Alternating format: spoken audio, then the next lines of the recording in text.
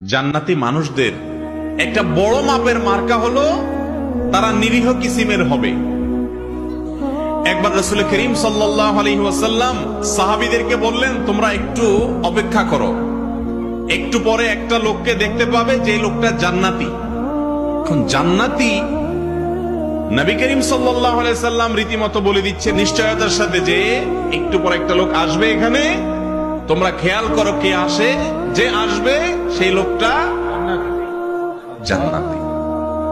সাহাবায়ে কেরাম যারা জান্নাতের পাগল, এই কথা শুনে তারা তো সবাই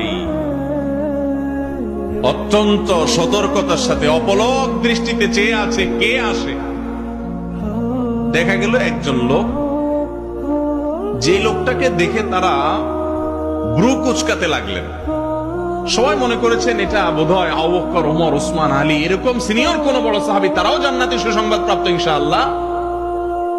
তারা মনে করেছেন এরকম কোন প্রসিদ্ধ সাহাবী হয়তো আসবে, কিন্তু দেখা গেল এমন একজন লোক আসলেন যিনি অখ্যাত, কেউ তাকে তেমন বেশি চিনে না, গুরুত্ব দেয় না। নবী করিম সাল্লাল্লাহু আলাইহি সাল্লামের এই কথা শোনার পর সাহাবায়ে কেরাম চিন্তা করলেন, নবীজি যেহেতু বলেছেন লোকটা জান্নাতি, তার মুখ থেকে সুসংবাদ পাওয়া, অতএব গুলি মিস হলে এটা তো মিস হতে পারে না, এই লোকটা তো জান্নাতি অবশ্যই হবে। তাহলে কি এমন আছে তার ভেতরে যে সেই গুণের কারণে সে জান্নাতি? এই জন্য সাহাবায়ে কেরাম দের একটা দল কয়েকজন মিলে বহু চেষ্টা করে কয়েক রাত পর্যন্ত তার বাড়ির আশেপাশে অবস্থান নিয়ে সাহাবীরা তেমন কিছু উদ্ঘাটন করতে পারলেন না। দেখলেন না, এশা পড়ে যায়, শুয়ে যায়, আবার ফজরের সময় মসজিদে আসে, হয়তো বড় জোর তাহাজ্জুদটা পড়ে, আর বাকি রাত্রে তো নাক ডাকে আমাদের মতো ঘুমায়। লোকটা জান্নাতি, নবীজির মুখ থেকে সংবাদ পেয়ে গেল, কাহিনীটা কি?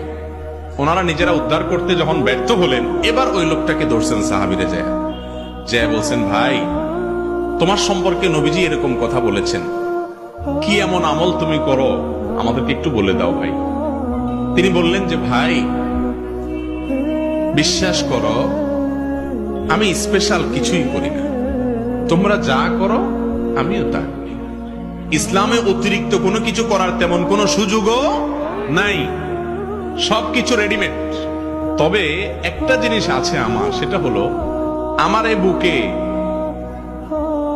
আল্লাহর জমিনে কোনো মানুষের জন্য আমার কারোর প্রতি আমার কোনো দুঃখ, কষ্ট, শত্রুতা, হিংসা বলতে কিচ্ছু নেই। কেউ আমাকে যদি একটা গালিও দেয় তো আমি একেবারে ফ্রেশ মনে থাকে মাফ করে দিই। কেউ যদি আমার পেছনে শত্রুতাও করে